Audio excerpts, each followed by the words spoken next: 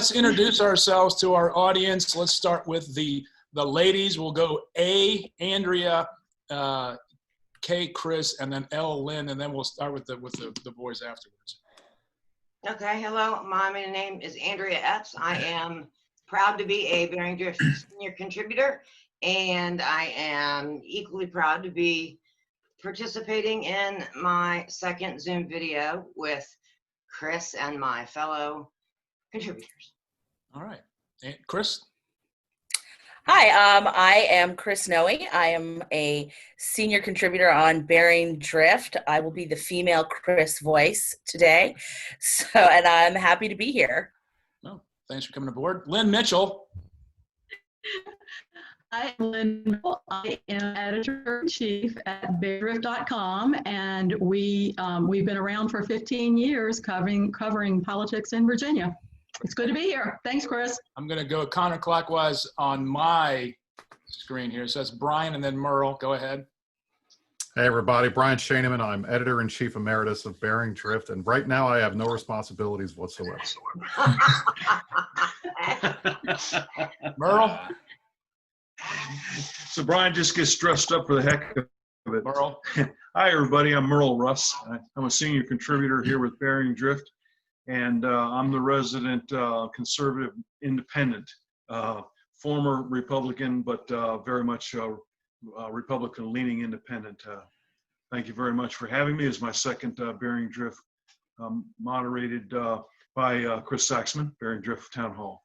All right, great. Let's do DJ and then Matt and then Mike.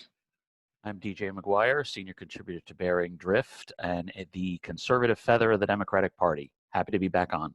Yeah. All right. Hi, everybody. I'm Matt Walton. I am a contributor with Bearing Drift as well, and I am the ardent Never Trump Republican on the panel that has been Never Trump since he came down the escalators in 2015, and former candidate for the Virginia House of Delegates, 74th House District in 2015. All right. Hi, I'm Mike Allers, contributor of Bearing Drift and co-host of the Grand New podcast on Bearing. All right. Well, let's jump into it. I'm back. Yeah. Never mind. Oh, what? I'm gone. Okay. Sorry. All right. Let's use our big boy hands and girl hands. If you want to speak or say something in the chat, I'll call on you. But I'm gonna start it off with, can Trump turn it around in 2020? I'll go to you. Issue 1, Morton. Can we go? Let's go to Brian on that one. I think there's a lot of green, as we would say in golf or in billiards. There's a lot of green between here and November. I think a lot of it's going to depend on what the economy looks like in a couple of months. I think it's going to depend on what he does and what he says over the next couple of months. I think it's going to depend on what the perception is of Joe Biden over the next couple of months. So if he can point out again, like he did in 2016, that while he may not be the best politician ever or the best guy out there, if he can point out that the other guy is worse than he is, then he may have a shot. So I think it's still too early to be writing the obituaries for the Trump administration. I think there's still plenty of opportunity for him to come in here and pull this off. Scale of 1 to 10, 10 being he's going to win. Where is Trump now? Today? Yeah. Today I'd say maybe a 3, Okay. but that can change very quickly. Okay. Let's go to DJ on that one, then Mike. Well, I would say on the scale of 1 to 10, he would actually be at a -1 right now. There is still 4 months to go. That is true, but we said there was 4.5 months to go 2 weeks ago, and over the course of the 2 weeks, Joe Biden has gained on him and continued to spread out his lead. Joe Biden is raising more money than he is month to month now. The fact of the matter is, for whatever reason, Joe Biden can run a front porch campaign, or the 21st century version of a front porch campaign, and it's working for him. That's not going to change because this coronavirus is not going away. It is burning through the red states now as we speak, burning through the Sun Belt. So I don't think, there are certain things that Trump can do, but I don't think it's in his instinct to do them. I don't think anyone can convince him to do them. And I don't think the American people would believe it if he did them. He has a record now. He didn't in 2016. So yes, there's plenty of time for Donald Trump to turn it around, but there's no reason, in my opinion, to believe that he can, even if he wants to. Mike? So a few things here. I do think that it is possible that he turns it around based on these two factors. If unemployment already was slashed from 22 to now it's 11, if he's able to slash it to 5 before November, I think that maybe brings his campaign back from the dead, even though it is being terribly run right now. I also think it depends, because right now Joe Biden doesn't have a VP. If it is Val Demings, Biden will win. If it is Kamala Harris, I do think Biden's going to be dragged further to the left, especially with a lot of things going on right now.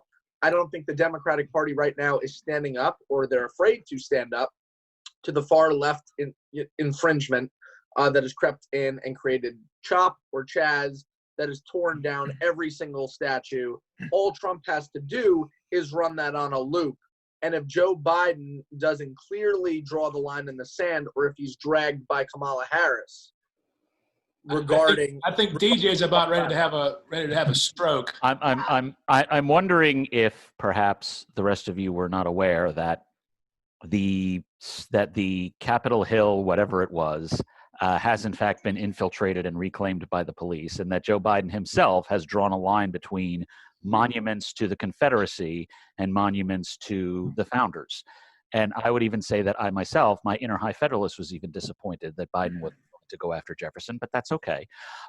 Joe Biden has addressed the latter issue, and the former issue will be down the memory hole by October or November. I mean, Donald Trump was impeached 5 months ago, and nobody remembers that. No one is going to remember Chaz or Chop or whatever that was in Seattle by November. Unless it gets worse. Tomorrow there could be something going on in DC. So there's these little social powder kegs. All right, Mike, let's call the ball. Where are you on Trump getting reelected today? Where does he stand on a scale 1 to 10? 2. 2. Anyone higher than a 3 by Brian? It's not looking good for the Trump campaign right now. I don't think they have a message. I don't think they have a path forward until they find a message. And the calendar is shrinking. We used to think it's 4 months. It's really 2.5 before voting starts. Early voting is going to be a major part of this campaign. And I don't see what right now doesn't look like it's winnable. And on that early vote, which you just brought up, Chris, Trump has actually done himself a disservice when he's talking negatively about mail-in ballots, because it's going to suppress the Republican mail-in ballot situation. So he's actually doing more harm than good for not just himself, but down ballot people. And that's what you're seeing when these Senate races, the numbers are tanking, the floor's coming out. Mitch McConnell's telling his crew after Labor Day, cut ties with Trump. He's got until Labor Day to turn it around. So I don't see how things are salvageable based on the numbers. And I think Joe Biden right now is on a good glide path to a November victory. Okay, let's go to someone else before we go back to DJ. Brian, and then DJ. Yeah. And Chris. Brian? Guys, look, I understand that we want to be pessimistic, and I know we have a lot of folks on here who are not big Trump fans, and that's fair. But don't count the man out. I mean, everything that we have just said here is the exact same stuff that we said in 2016. And the polls look bad, and I don't know how he can do it, and where's the path forward, and what's the campaign look like? And he won. So don't assume that just because things look bad right now that they can't turn around, because I'll tell you, if 2020 has proven anything, it's that anything can happen, and I just am not ready to write the obituary on this campaign. I'm not thinking anyone's writing the obituary. It's like, where does it stand right now? And until something changes, and to your point, Brian, and that's fair. It's not. It doesn't look like it's likely to change because of how much of a hole that Trump has dug for himself. Let's be honest. COVID doesn't help. The response to the George Floyd killing hasn't helped. And now you're into the heat of the summer, and people are going out and traveling for vacation. To be able to punch through and get a message by Labor Day that starts getting any momentum, that that the calendar is working against you, but also the Democrats now are expanding the map into Arizona, Georgia, and Texas. And so your allocation of resources is going to become even more problematic coming out of the summer. So something dramatic has to change. And what would be the most dramatic thing that you could see coming out of this summer? Andrea? I think that if the man would wear a mask when he is in public, it would go a long way toward towards showing that, okay, this is because we're starting to see spikes, just like the virologists and the epidemiologists said we would. And we're starting to see these spikes in certain places. And when you take that and then you add conventions and large gatherings, I think it's going to depend a lot on Biden's VP pick, but it's also going to depend on how well from this point until November or 2 months before, when that early voting starts, it's going to depend on how well he can actually address the issue of COVID instead of trying not to address it. Okay, Chris? I think part of what could also affect it is kids going back to school. If there are certain school districts where the schools open up and they're able to put safety measures in place and they don't see spikes, then that will tell that white suburban female voter that perhaps this was blown out of proportion, that Trump should be given a second look, versus if the opposite happens, if kids either don't go back to school or they go back to school and then they're pulled out again. That, I think, is going to be devastating for him, because that is the real world of this virus literally coming home to people. Mike?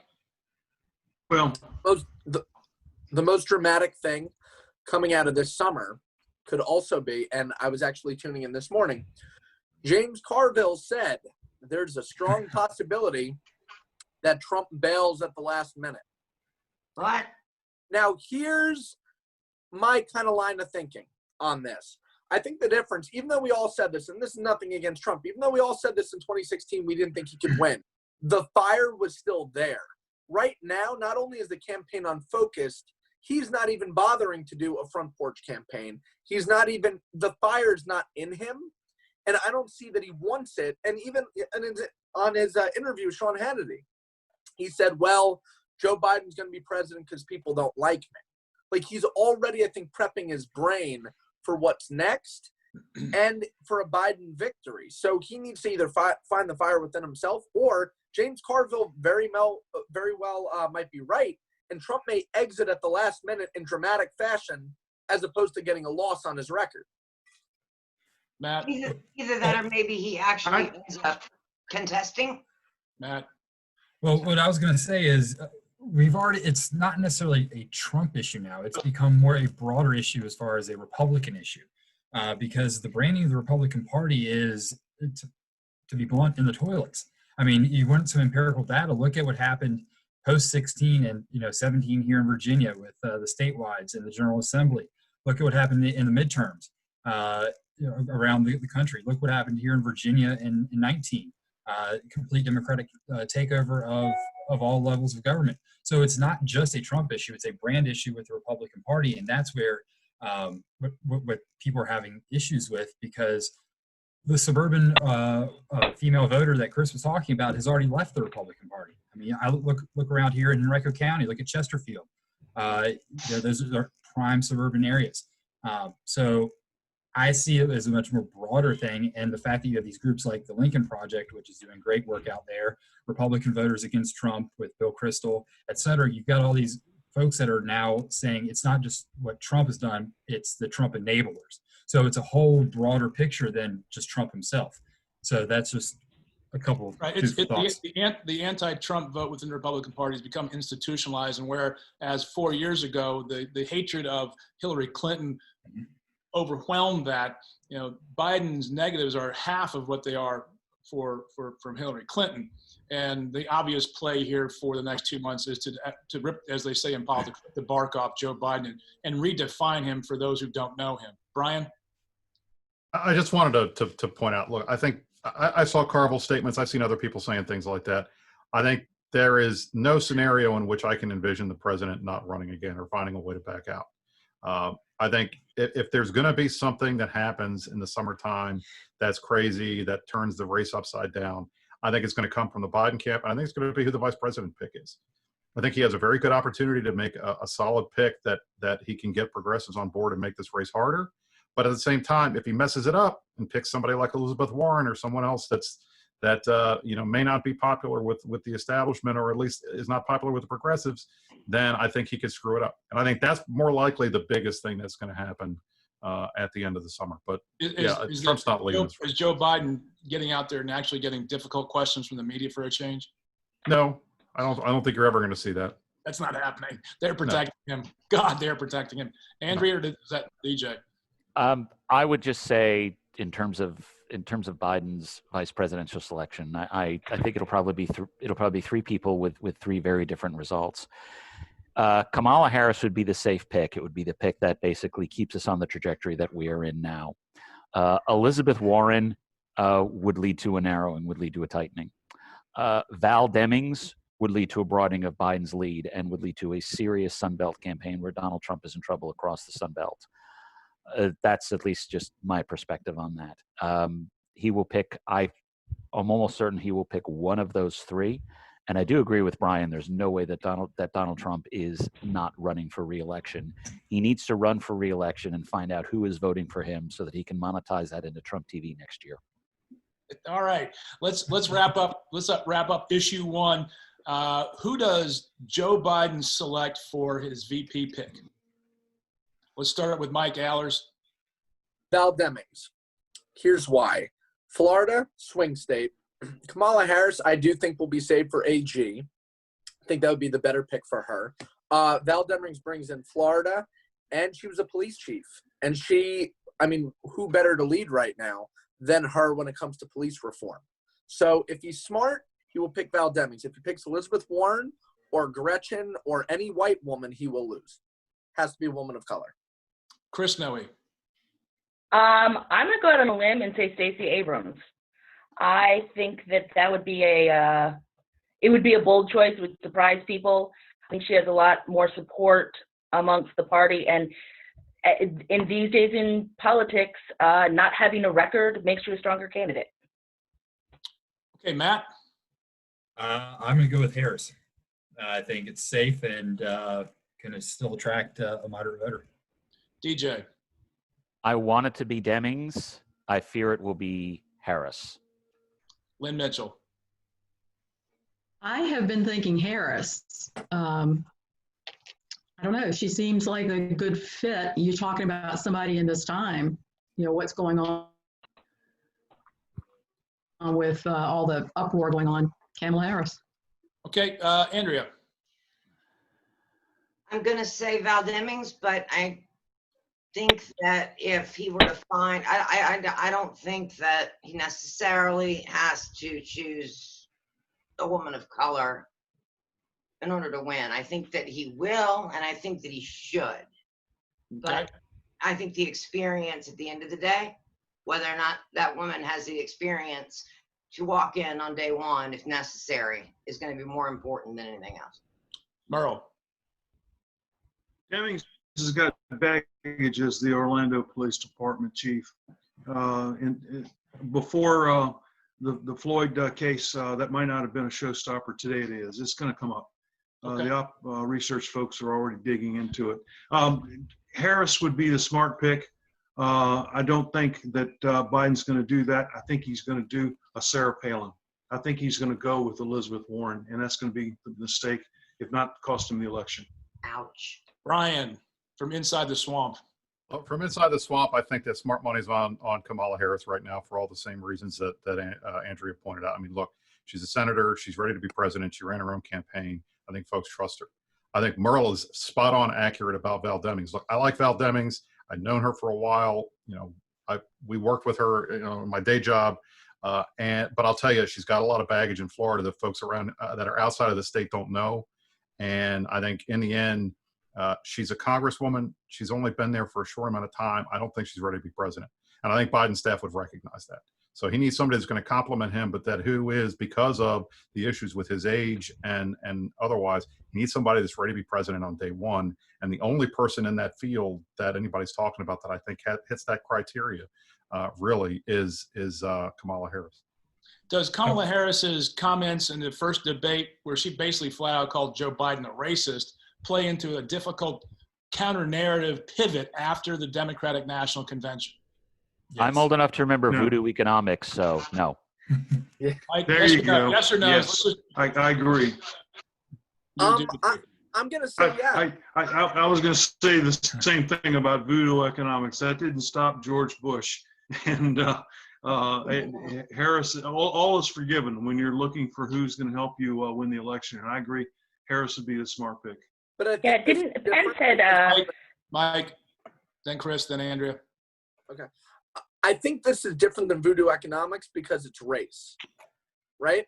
So not saying that I don't think, Trump's going to attract new voters of color, but it is a tricky predicament, and it does make her look like a little bit of a hypocrite, especially on the issue of race. So all you have to do in any attack ad, you just play that clip over and over and over again. So that's my thing, why I would save Kamala for AG. I think she should be a part of the administration, but to run with that, I do think is, unless they cut a deal early on, because she dropped out when she was at the top. So unless they cut a deal way early on after that, I'm not sure, but I think it does hurt him. Chris, then Andrea. no, I was just going to point out that Trump picked Pence right after Pence had endorsed Ted Cruz. So it's sort of what happens before the convention and what happens after the convention are like two different worlds where we don't share history. Okay, Andrea. I think I've either read or saw a news conference where he mentioned that whoever his pick was going to be, it had to be somebody that was, I think his word was simpatico. And I don't know which of, as far as how they mesh. And I don't know which of those candidates well enough to be able to say which one of them has the best internal relationship with Biden, that they can have that simpatico, that they can understand each other. And I think that matters more than anything that was said during the primary. Okay. And the dark horse candidate would be Susan Rice. Don't count her out. And you get Benghazi. Honestly, if you want to throw sleeper candidates out there, I'll throw out Michelle Grisham, because I think, Biden can arguably say that he's got the black vote locked up, but he could use some help with Hispanics. So I think she would be a contender too, if they think about Good point. Okay, Republicans thinking like Democrats as usual. All wrong. Just kidding. Let's Hey, some of us are- ask Republicans about Democrats. Because they always think like Republicans. It's like, when you ask like, well, why are they? It's like Americans thinking what Chinese are going to do. They keep thinking like Americans. Anyway, let's move along to 2021. In the race for governor, we've had some entrants or possible entrants on the Republican side. Let's go to the party that is most likely to win at this stage, and that would be the Democrats. Terry McAuliffe posting huge numbers in his first fundraising efforts, but he's not running yet. He only raised $1.7 million with former executive director of the Democratic Party, Chris Bowling, running the shop there, $1.7 million. He's obviously the front runner. Obviously, those numbers are big. But let's talk about the rest of the field. Jennifer McClellan, Senator, Delegate Jennifer Carroll Foy, Lieutenant Governor Justin Fairfax, and Attorney General Mark Herring. Does anyone see any of those candidates beating Terry McAuliffe? Mike? Yes. Yeah, I mean, I think, it's interesting. I think Carol Foy is a dark horse. I think she is right for the times. I do think, everyone appreciates an underdog candidate. And once again, if we are talking about winning, McAuliffe may just be raising money to spook everybody, right? And he may wind up just going into a Biden administration if he wins. Carol Foy, I also think, is more of a story and is more personable than McClellan is. Okay. I think DJ had his hand up, but he was shaking no. I was half and half. I think one of them. I think either McClellan or Foy can beat McAuliffe. I'd actually be more likely to think it's McClellan because she has more time because she is a state senator. I don't think Fairfax or Herring can do it, and in fact, I would be surprised if Fairfax and Herring actually make it to primary day. If the anti-McAuliffe vote can consolidate around one of them, either McClellan or Foy, then it is possible. So long as they're both in the race, McAuliffe will certainly win with a plurality, possibly with a majority. He could beat McClellan or Foy one-on-one, but it's not a guarantee by any means. Matt? Jennifer McClellan is my state senator. She's done a fantastic job with constituent service down in this area. So she, I think she could be a likely person. But I would also like to put out there the goodwill that Mark Herring built within the party of the Democratic Party when he opted not to, challenge Northam 4 years ago. And he's built up a lot of good rapport over the last 8 years as Attorney General, taking on a lot of Democratic causes. And I think he would be the one that would take on Terry McAuliffe and actually do quite well, because I think they could really spar with each other. And I think Herring is the one that could spar the best. Anybody else in this realm that hasn't spoken yet, Brian? Yeah, Go ahead, Merle. Yeah, well, I would just say very quickly, I don't think McClellan wants to be governor again. I think he'd much rather be in the cabinet than the Biden cabinet. That would be more appealing to him. Not to mention it would be more of an opportunity to position himself for president, which I think he'd much rather be than governor of Virginia for a second time. As for Justin Fairfax, no. He has squandered any possible name recognition that his office has given him the opportunity to build. I just don't see him having a base. I agree with the dark horse candidates. I think they've got a great shot. I am waiting with bated breath to see who the Republicans are going to push forward. Right. One thing to keep in mind. Go ahead, Brian. Brian, then DJ. Go ahead, Brian. I think, last week we talked about this, and I said I thought that McAuliffe would probably want a spot in the cabinet. And the more I think about it, and then seeing the numbers that he started to raise again, I could see that the desire on his part to want to be, at least in the modern era, the first governor to get reelected twice with separate terms. So I can see that. My question is going to be, what is the appetite of the party, the Democratic Party, to pick someone who is viewed as someone in the establishment? And I've been very carefully monitoring nationally the fights that people have been having in the primary battles. We've seen potentially Elliot Engel in New York losing his seat. We saw another Democrat lose their primary. I mean, obviously the AOC thing last year is a huge deal, and everybody's paying attention to that still. I don't know if the party wants to go with somebody that could be arguably argued as a retread.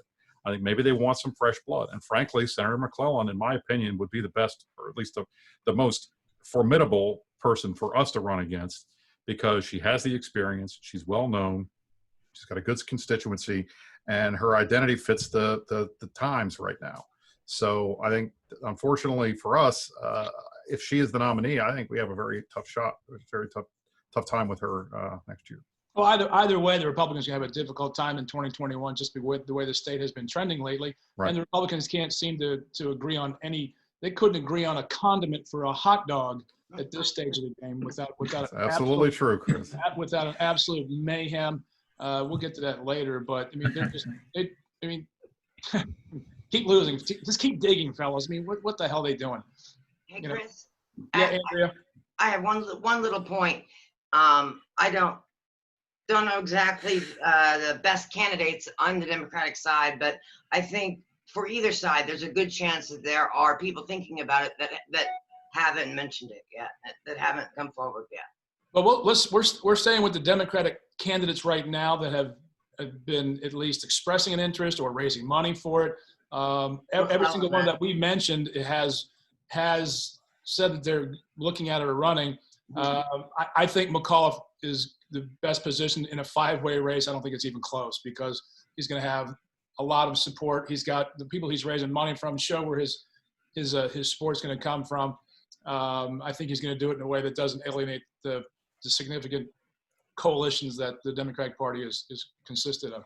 Let's jump down to Lieutenant Governor. Those mentioned: Paul Goldman, Hang on a second, Chris. One thing I think we also need to consider is that we've talked about cabinet appointments and how they may affect the governor's races. We have to consider the possibility that a Biden cabinet appointees might open up one or maybe, well, at least one, possibly both Senate seats. You know, Mark True. Warner's been in the Senate for 12 years. Tim Kaine has been there for 8 years. You know, one or both of them might want to consider making a jump to the Biden cabinet, and then we can all have a discussion about who Governor Northam may pick to succeed them. Yeah, I agree with you on that, DJ, because I think Mark Warner would be the perfect director of national intelligence. And the dark horse candidate for governor, Lee Carter, I think he could pull a lot of the Bernie Sanders vote. Woo. Let me explain you. Let me explain to you why you're both, all y'all, are wrong on Warner and Kaine going into the administration. Warner and Kaine are not going to go to the administration. I agree. Zero chance. Zero chance. Look, No way. white middle-aged men are not going to get pulled into the administration. There's just, that's not how the Democrats can create their cabinets. They're going to have a very diverse cabinet. They're going to look like America, and they're going to have, and that's just stop. It's not going to If happen. one white guy is allowed in, though, it's Terry I don't see that either. for commerce. I don't think he wants it. I mean, look, Chris is absolutely right. I mean, look, bottom line is, look at the cabinet picks this time around. Look at the cabinet picks from the Democrats the last time around. How many senators did they pick up? I can't, other than Jeff Sessions with Trump, I can't, nobody's going to leave a seat like that. Nobody's going to leave that kind of power to go in to run an agency for a couple of years at a most. Why would you give that up? You know, even Sessions wants to go back and get it. I just don't see it. It's a bad job. It's not. These are not good jobs. Yeah, it's not a fun job to be a cabinet secretary. Trust me. So let's go to Lieutenant Governor Paul Goldman, Delegate Hala Ayala, and Elizabeth Guzman are names that have been not just floated but are out there beating the bushes. Guzman was just, I think she was elected to DNC. Thoughts there, Mike? I think Guzman would be the smart pick. I think she's pretty talented, and especially if they want to really run a diverse ticket, especially with, I do think if it isn't McAuliffe blowing everybody out of the water, if a black woman's at the top of the ticket and a Hispanic woman's lieutenant governor, I think that's going to be very powerful. Also, for AG, I think Herring's going to stay put, so there will be one old white guy, and that will be him. I just would like to know what is going on in Prince William County that everyone here thinks that they should be running for lieutenant governor. I mean, this is like what, our fourth and fifth candidates in the last few years to run. I would much rather have Lee Carter get smoked in a statewide nomination contest than have to deal with him for another 2 years. And I say that as a Democrat. Yeah, that was not always Carter. Anyone else on LG? Nothing? I think Hala Ayala is a much better statewide candidate of the three, but that doesn't mean they're going to come out of the nomination showing that. Attorney General, does Mark Herring drop back? Also have Delegate Jay Jones and Henrico Prosecutor Shannon Taylor. What do you think there? Shannon Taylor has baggage. Like American Tourister or overnight bag? What do you got? I would say Janine Burke baggage, and the ladies will and the husbands not to be sexist here. I think the way she ended up with the Henrico prosecutors, with that election, not that she anything against her, you mentioned the name, and the first thing that comes to my mind is baggage. Okay, still for the baggage. As the Henrico resident, I think Shannon Taylor is one sharp candidate.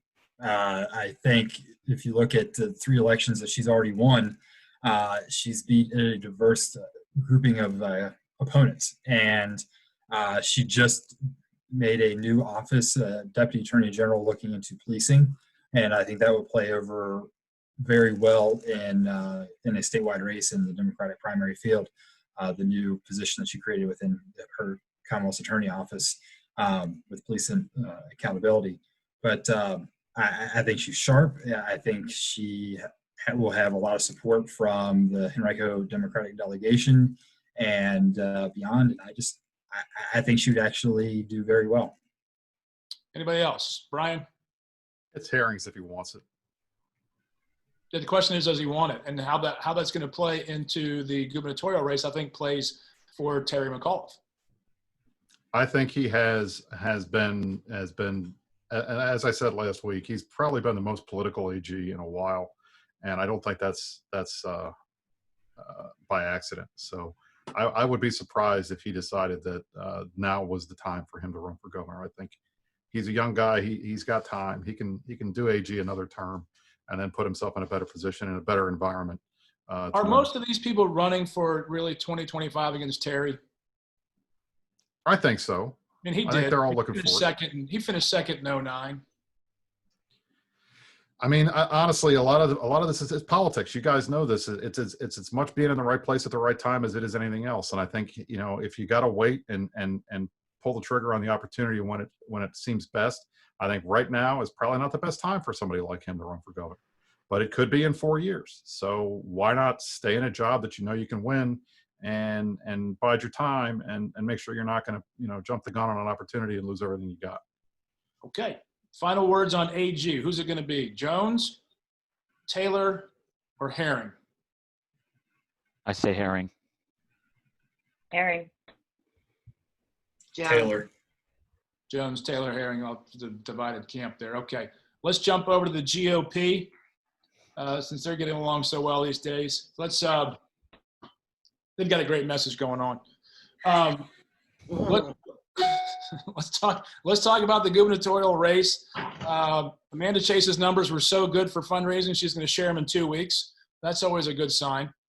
What Brian gets that. Let's some more interesting comments. She called the people who are tearing down the statues and monuments. She compared them to the Taliban and Al Qaeda. Of course you do. Yeah. I don't think people who lost, you know, friends and family on 9/11 are going to take up that comparison too easily, nor should Virginians. But let's talk about the race for governor. Have mentioned State Senator Amanda Chase, who underperformed her district in the last election. I think she came down like 17 points, even though she thinks she won by double digits. She won 4 years ago in a Republican year by 27. So that was quite a come down. Pete Snyder. I interviewed former State Senator Bill Carrico. Mentioned lately have been State Senator Emmett Hanger, former Lieutenant Governor Bill Bowling, Congressman Rob Whitman, and Congressman Denver Riggleman. Thoughts there? Andrea, then Mike. I don't think that Amanda Chase has anywhere near what it takes to be a governor. But I think that if she were to even get the nomination, I think that any chance she may have of winning will be tied very closely to how well Trump does. I think that she tries to emulate that type of behavior. And I don't see her winning. I don't see Virginians going for that outside that small base. But I do think that Trump and how well he does will affect it. Will affect her. Mike and then Chris. So, like so many people have tried to emulate Trump. There's only one Trump, and it only works for him. Copycats always crash and burn. I think for the governor's race for the Republicans, Pete Snyder, especially with the Virginia 30-day fund, is ready to go for action. It is his if he wants it. However, I am afraid with that Amanda Chase wing that they're not going to eventually, they'll probably sit home if he's the nominee. I think also Denver. I think Denver would be a great candidate. I think Denver bridges the divide between Trump, never Trump, unless he runs as an independent for his former seat. I think this would be a triumphant return, and he'd be fantastic, and he's moderate enough to put up a strong fight against maybe not Terry, but a McClellan. Chris? I think Amanda Chase I think she's the front runner right now. I mean, look, this is the party that nominated Corey Stewart, and this is the party that just ran Denver out of his seat in a primary. I mean, we've gotten very good at designing nominating contests that cater to a very specific voting base. And I mean, after 2020, it's great that we think like we're thinking of the general, but Republican primary voters have proven time and time again, they do not think about the general. They think they use primaries like a public flogging for people that they don't like.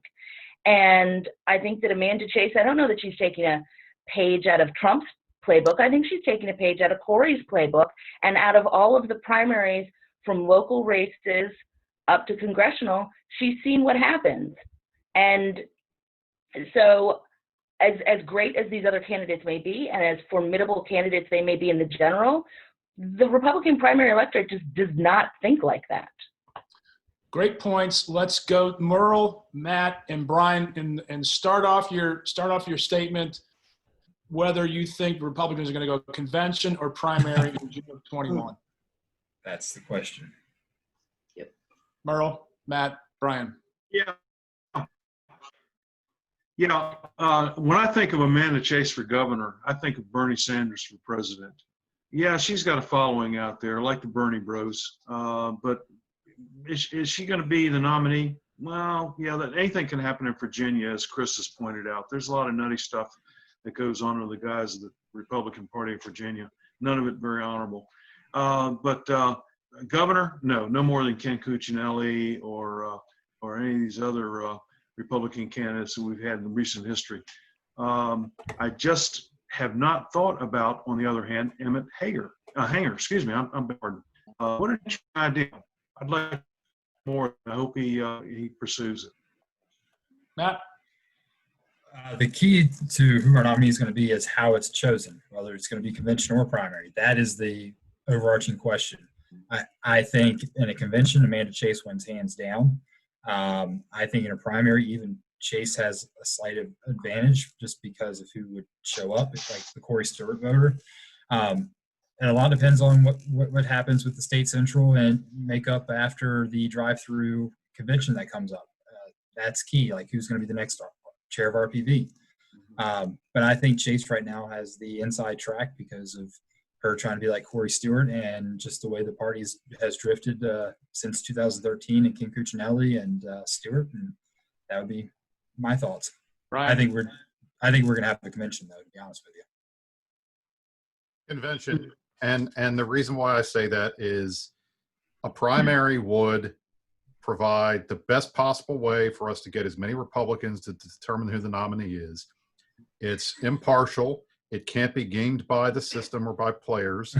And you have the opportunity for absentee ballots and providing ways to make sure that the most number of Republicans can vote. And that is why it absolutely will not be a fucking pardon my language. It's not going to be a primary. Hey, you upped me. You just upped me. Look, it's not going to be a primary. I'm sorry. You know, No. We just broke new ground. Brian dropped the F-bomb. I dropped the F-bomb on the screen. Yeah. It's not going to be a primary. I'm off the hook. But a good job, Brian. use of the F-bomb it was. But the point is simply, our party will never choose the right thing, and we're always going to do the dumb thing, and that's conventions. If 2020 proved anything, it's that conventions are awful. But that's why we're going to do it, because we can't learn the lessons, apparently. DJ? Yeah, I was going to say that the convention disease is actually spread out beyond the Virginia Republican Party. The Texas Republican Party is, despite COVID, is going to do a convention in Houston in about a month or two, and I think that will also impact the choice, because the convention will be the anti-COVID choice, supposedly. The convention will be the anti-mail-in vote choice, supposedly. Those are all right up Trump's wheelhouse and right up Trump voters' wheelhouse. So yeah, Donald Trump may actually make a convention popular again among Virginia Republicans. But Brian is right. It's not going to help the party as a whole. It's going to make it easier for Amanda Chase to be the nominee, which I think she has the inside track to being anyway. And it will just be a reminder to the rest of Virginia voters that this party needs to be burned to the ground and its ashes need to be spread out somewhere in West Virginia. So let's back it up a bit. If Amanda Chase is the front runner and has the inside track, it's early, obviously, as Brian said in the first segment, a lot of green on the billiard and putting green here before we get there. if she gets the nomination and through a convention or even primary, does she beat Jim Gilmore's 33.7 against Mark Warner in 2008? No. Yes. 7%. What's That's that? close. What's that, Mike? I think she'll get like 27%. 27. Matt? This close, she manages to do better than Gilmore. She beats the record. Chris? That much. Yeah, I don't know. It does seem to be a race to the bottom, so I don't think so. Brian? It'll be tight. She might get the 37, but that'll be the high water mark of that Confederacy. So. Wow, called it a Confederacy. Dang. Lynn, does she break? Oh, come on. I agree. I agree. It's not gonna. Yeah. Does 37 anyone think Amanda Chase breaks 40 in the general election? No. No. No way. No, I don't. You We finally don't have got enough. 30 We don't have enough base people. voters to do that. There's no 40 way. people or 40%? 40%. There are, I can guarantee it won't be 40 precincts. no, there are simply not enough. There are not enough Confederate reenactors to get her to 40%. All right, let's. Who would you prefer to see? Snyder, Carrico, Riggleman, Whitman, Hanger, Bowling, even Panit Aluwalia, who's thinking about running. Andrea, who's your preferred candidate? We'll just go around, one-word answer. Andrea? Bowling for governor with Riggleman or Schneider for lieutenant. DJ? It's not my party, so it's not my place. Now, who do you want to battle for over a good philosophical battle, DJ? I would. Quit screwing around. To be honest, among all of those people, frankly, the person most likely to keep my party honest on the things that matter to me, like fiscal and economic issues and such, would probably be Snyder. I mean, the rest of them all swallowed the big tax increases of the aughts and went along with them. And Snyder doesn't have that in his history. He would probably be the one most likely to keep us honest on the things that I think are important. Mike? Pete Snyder. No question about it. Matt? Bowling, but I would love to see Barbara Comstock actually jump in if she would ever consider, because I think she could be a tremendous asset.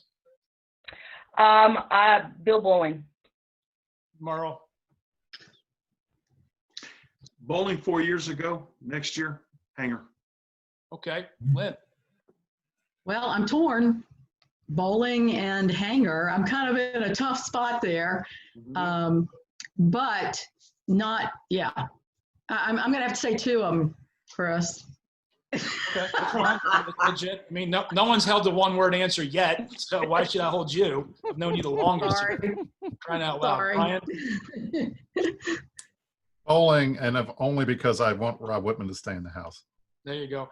Lieutenant Governor, anyone hearing anybody out there? I've heard Jason Miyares, Glenn Davis, potentially another run. Anybody else? Anybody care? I care. I know. Care. Andrea cares. I've started hearing rumors about Tim Hugo looking at the lieutenant governor's race. I've heard that as well. I've heard Tim Waiting to Hugo hear as well. about from him. He'll run. He'll raise money. There's no question He'll about raise it. a ton of money. He's great at it. Yeah. Len? I've heard Glenn Davis. I'm hearing that one more too. Okay, well, he's done it before. And then Attorney General, anybody aside from Miyares? Nothing. Can we draft Rob Bell, please, to run again? That would be nice. If Rob Bell had a spine, he would do it. Wow. Oh, Hey, he has a spine. He just doesn't want to jump in. I'm just saying. I wouldn't either. I think he had some child health issues. Yeah. It's a shame. I don't question Rob Bell's work ethic, integrity, or spine, quite frankly. I mean, I know the guy. I work with the guy. The guy's a grind. I mean, He is. He's like Right. Barbara. He's one of the hardest working guys out there. Absolutely. you know, he definitely is tailor-made for the job. I mean, it's his. It's got to fit his family life and his child's health. Okay. I think we've wrapped up that one. Let's jump and finish up with those fun statues and monuments. people are talking about here in Richmond. Any thoughts on that, since the Republican Party doesn't seem to have a message on this at all? Conservatives? I would ask conservatives, what are you conserving? The message is let's rerun the Gillespie 2017 campaign and see if it works this time. It's the definition of insanity. Mike. No, I mean, to DJ's point, it's incredibly stupid if we embrace Confederate monuments. I've said in my pieces, I do not understand why the Republican Party of Virginia is gaslit into absorbing former, it's Democratic history. Democrats put them up. That, if we are going through this historical purity contest and everything's being torn down, it's amazing that the gunfire hasn't been turned on the Democrats. But it is incredibly stupid to embrace Confederate monuments. We should support the good guys, not the bad guys, and that should be the stance on the statues. Chris. Yeah, I'm pretty public about wanting to pull them all down. They were put up. I mean, the idea that the argument that keeps getting made is that we're erasing history, and the truth is that those monuments were the things that erased history. They erased what was actually going on in the Confederacy. They were put up during the time of Jim Crow. They were put up post Plessy versus Ferguson. They're put up during, right around that time period where the Virginia General Assembly was passing anti-miscegenation laws. I mean, that's the time period that they belong to. They may be statues of Confederate generals, but they're monuments to Jim Crow. And when you look at it historically, as far as the timeline goes, Union Civil War monuments were put up about up until 1890, and Confederate ones were put up after, because you put up monuments when you win. And the neo-Confederates who outlasted Reconstruction and then basically wore down the North and wore down Washington to say, hey, free reign, set up the racial caste system that you want. Those are the people who put these up.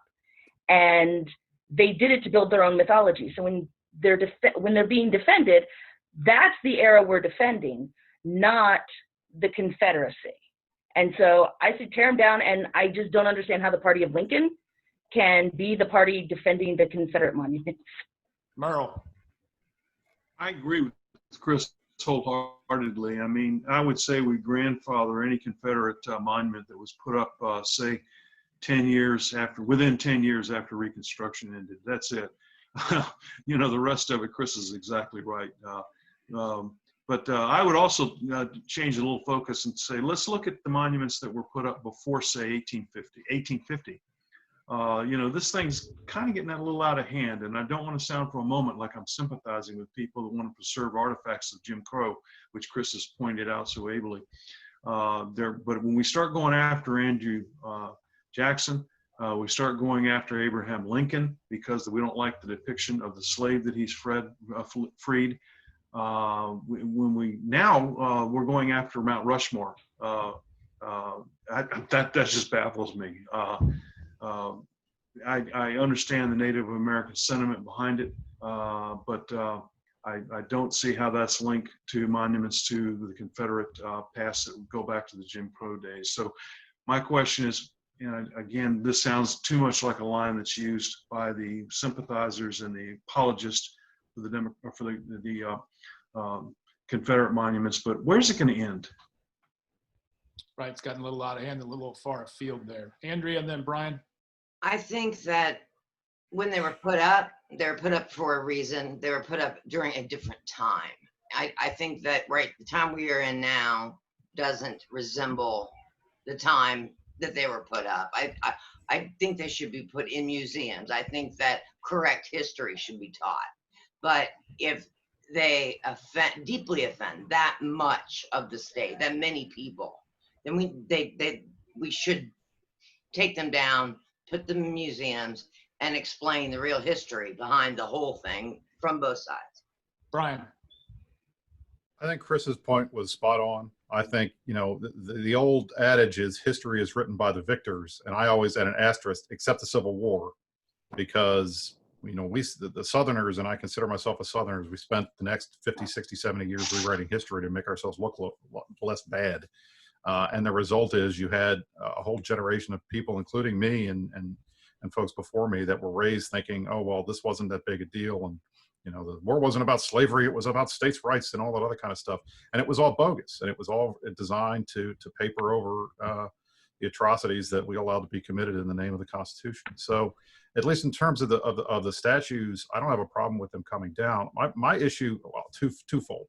My issue is, one, from a legal and law, rule of law perspective, and I know saying rule of law that can be a buzzword and a dog whistle to some people, but for me, I'm a lawyer. This is what I was trained to do. I look at it. We have a process in place. The law protected these statues until last year, or at least until I guess it was earlier this year. We changed the law. We still put a process in that would allow localities to pull these statues down after a referendum and after a public hearing and after a vote of the city councils and things like that. My big issue with what's happening in Richmond is that the mayor has just decided he's going to throw all that out the window. I'm just going to pull these down and try to stop me. And I think that's damaging to the fabric of democracy and to the government. And it also it throws all the stuff out the window of saying, hey, guys, we're going to let the people work their will to take these statues down. But the people never had a chance to do that through their elected representatives. I think everybody on that city council would love to take a vote to take those down. And they probably aren't going to get that opportunity, at least until after the fact, after it was already a fait accompli. And the only other thing I would say is all of the statues in Richmond, you want to take them all down, that's fine. There's only one that I think people need to be especially careful of, and that's the A.P. Hill Monument, because that's his gravesite. I mean, he's buried there. And I don't want us, I understand the desire to make sure that we are not glorifying, the Confederacy, but that's his tomb. Let's be respectful of that at least. Yeah, whenever I'm asked, this great conversation, great comments, all. Whenever I'm asked about it, I'm like, well, as a legislator, would I vote to put them up? No. Would I fund money to keep them up and maintain them? No. And to Brian's point, the lawlessness has been the biggest concern for me. The mob rule here, the easily pushed around administration in Richmond, quite frankly, trying to get ahead of the political re-election for mayor, get ahead of one of the council candidates. It's been unseemly at best. I don't think people are going to miss that they're not there anymore in 3 or 4 years. They're going to be like, so what? But I do think to the point of studying history, we've missed a tremendous opportunity to draw the parallels to the unraveling of Reconstruction and bad political deals and what that means long term. As a former history teacher and a student of history, I think we've lost a tremendous opportunity to draw the parallels of a bad political compromise following the Civil War and with Reconstruction. And with that, we'll turn it out for final comments on this segment of Bearing Drift Live with Virginia Free. Let's go down the mic, and then we'll go to Chris, Merle, and then DJ. Final comments. Well, really great conversation. We shall see in the coming months where 2020 gets us. We'll see where, I guess the next time we talk, and we should all talk, we'll see. Maybe Joe will pick somebody by then. Chris? I would say that if the Republicans want to have a future politically in Virginia, they should actually go out and vote for Joe Biden, because Trump is a cudgel that beats every candidate who tries to run. Merle? I'm going to go back quickly to the head of the program today, and that's what can Trump do to turn around the election between now and November 3rd, or when early voting starts, as you pointed out, Chris. I don't think Trump wants to turn it around. I don't think he wants to lose, but I don't think he wants to go back and on where he's staked his flag, if you will. Trump hates losing, and that's fine. He also hates reversing himself and admitting he was wrong, even much, much worse. Trump would rather lose and be right than win. We saw that in 2016. I don't think Trump really expected to win in 2016. Certainly his own staff didn't expect him to win in 2016. By all intents, by all reports, there was not even a transition plan in place with the Trump campaign in 2016. They didn't think they were going to win. and that was fine with Trump. He just wanted to make a point. He wanted to, and now I think he's doing the same thing. He's going to make a point. One of those points is he's going to make the point that he was never wrong. He was right about the wall that Mexico was going to pay for. He was right about trade policy with China. He was right about the coronavirus. And he's going to go down to the wire losing. I don't think he's going to drop out. He'll go right down to election day, and he'll lose being Trump. DJ Matt Lynn. Go ahead, DJ.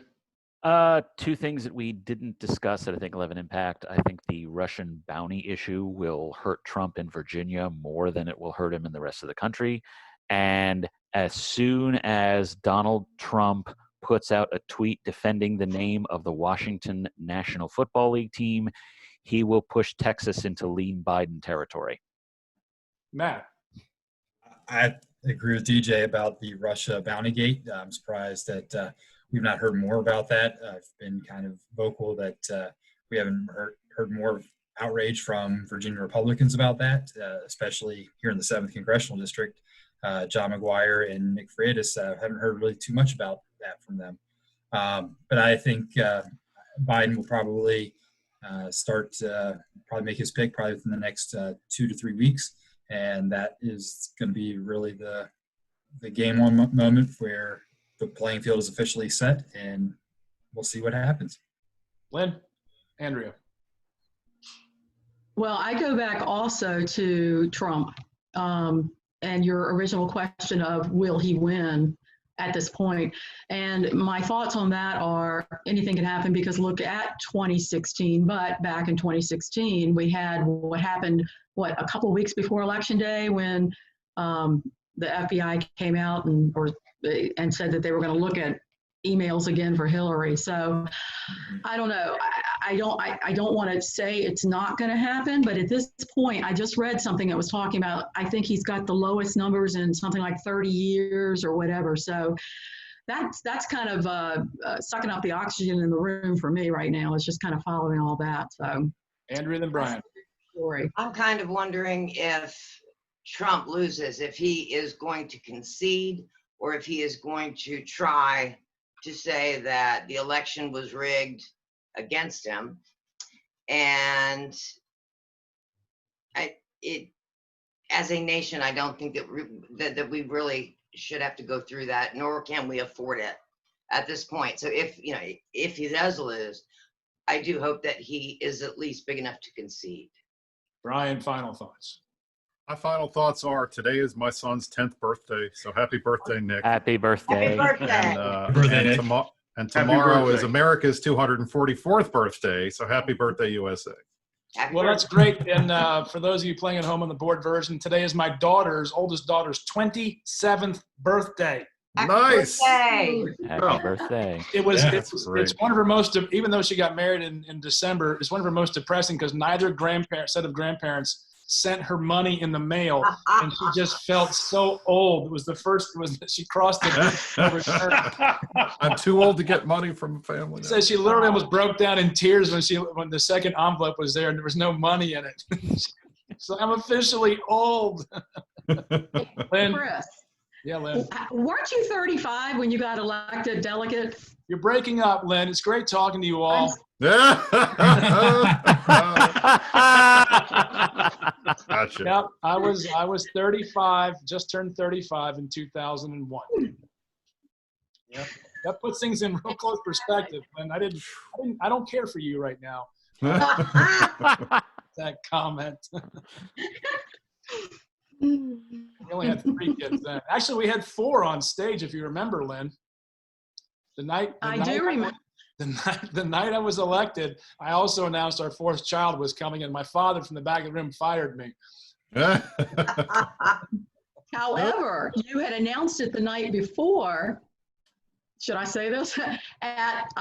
When all the volunteers got together, and you actually announced it the night before, because my response to you was, because you had worked so hard, was, when did you have time? Yeah. Oh, I'm not saying a word to that. Well, not to divulge too much, but John's a 9/11 baby. We'll leave it there. Thanks for tuning in. Thanks for true story. Came back from a trip from to Colorado. There's going to be Came back to Florida. coronavirus generation too. Well, that kid's going off to college this year, Lynn. That's I crazy. know. I know. Our baby is 18 and turning and going to college, and it's going to be an interesting year to say the least. Anyway, the mystery guest that couldn't join us because he has congressional duties today. Congressional duties kept him away, and we're going to keep it a mystery as he considers his next steps, possibly run for governor. Congressional duties. Thanks That for narrows it down to 2. And then there were 2. It narrows it down to a couple, doesn't it? That's true. There's a couple. Oh, the guessing. Well, 3 amongst technically. ourselves So is going to yeah. be really 4. Okay. 4 actually. Morgan and I guess Morgan and 4, Ben. I mean, I'm not going to divulge everything, but in 2 weeks' time, we'll revisit. Unless you want to come back sooner than that, but I like the 2 weeks, and we'll as we get into the election season And hot, that'll be after the 7th. we can go to the 7th. What the hell's the 7th? The 7th of July is the State Board of Elections decision on the ballot issues. Oh, Yeah. for the good. And Greatest. 7th. Yeah, and I think there was a couple more. It Yeah, I wasn't think just the PPP polling in that race has it at 2 points. Large undecided there at 16, probably still tips towards good, but there's a lot of undecideds or people who are very disaffected with that campaign. Definitely want to take a look out for that one as that tightens up. And the key question is, after the 7th, if good does not make the ballot, does the NRCC throw in money or just call it a loss and Riggleman runs as an independent? one can only hope.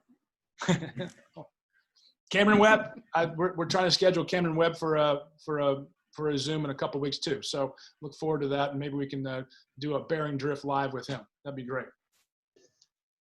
Final thoughts? Nothing? Happy I want to, July. since everybody wished their kid a happy birthday, my kid's birthday is July 5th, so. Happy Yeah, it's coming. Birthday. On Sunday. Happy birthday. Yeah. All right. Happy birthday, USA. Happy birthday, There you USA. go. Y'all be America. safe. Thanks, everybody. Yep. The Bye, conversation. everybody. Thanks, Chris.